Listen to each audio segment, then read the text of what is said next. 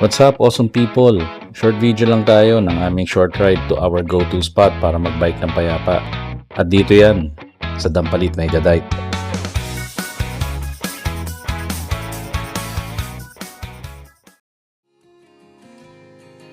Siguro, karamihan ng mga mahilig magbike within Metro Manila, lalo na ng pandemic, ay nakapunta na dito. At para sa mga newbie cyclists, ang Dampalit ay natatagpuan sa Malabon. Isa ito sa mga sikat na puntahan ng mga siklista noong pandemic. Ngayon, same people na lang din na makikita mo kung madalas kang nagpupunta dito. Para sa akin, ito ang pinakagusto kong puntahan kapag gusto ko ng payapa na ride. Kalmado ang tubig, tahimik lang, magandang pwesto para magkape. Marami din ang mga nagtitinda ng mga lamang dagat dito. Mura at sariwa ang mga mabibili mo. Mga hipon, crabs, tahong at talaba ang karaniwang nakalatag sa bandang gitna ng dike. Solid na pang-ulam pagdating ng pananghalian.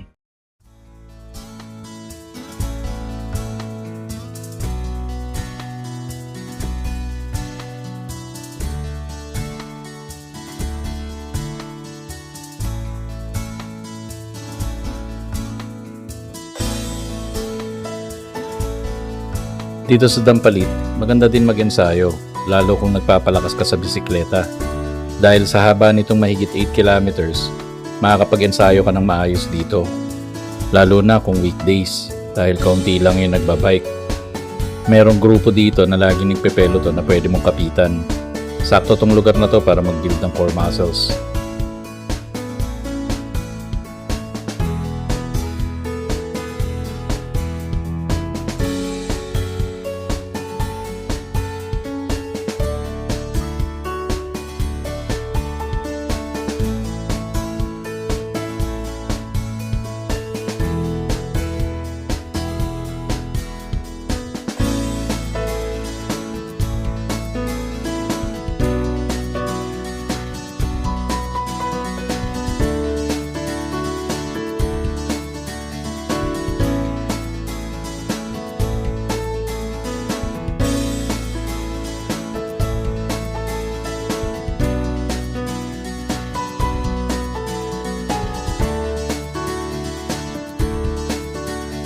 Tara, palipad muna tayo ng drone para mas makita natin ang ganda ng Dampalit.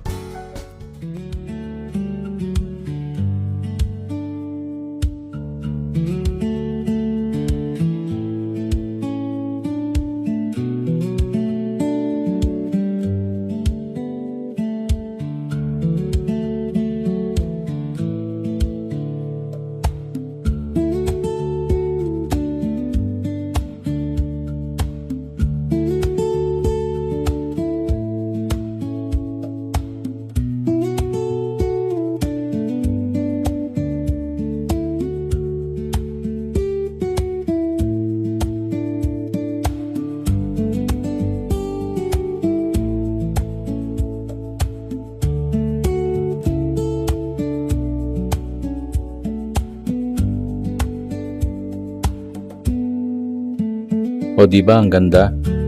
Saktong-sakto itong spot na to kung gusto mong tumakas sa maingay na syudad. Kung gusto mo ng probinsya feels, ito ang pinakamalapit na destination mo. Or kung trip mo lang mag-chill ride para mag-unwind, dito ka pumadyak.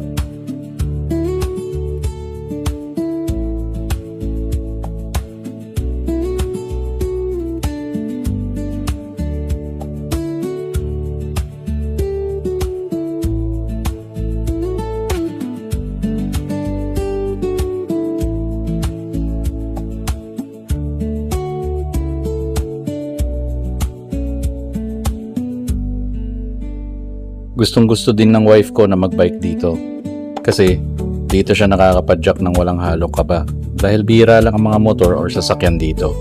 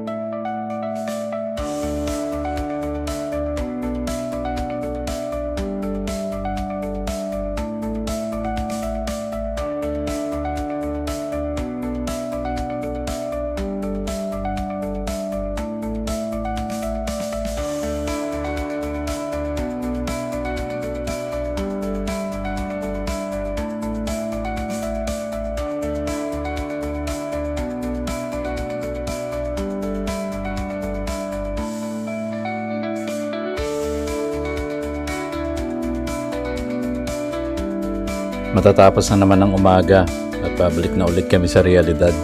Pero okay lang, at least nakapag-unwind at makapag-relax kami ng isip bago humarap sa panibagong araw. Kung umabot ka sa part ng video na to, maraming salamat. Sana kahit paano ay napakita ko ang ganda ng Dampalit. Try mo din puntahan sa susunod.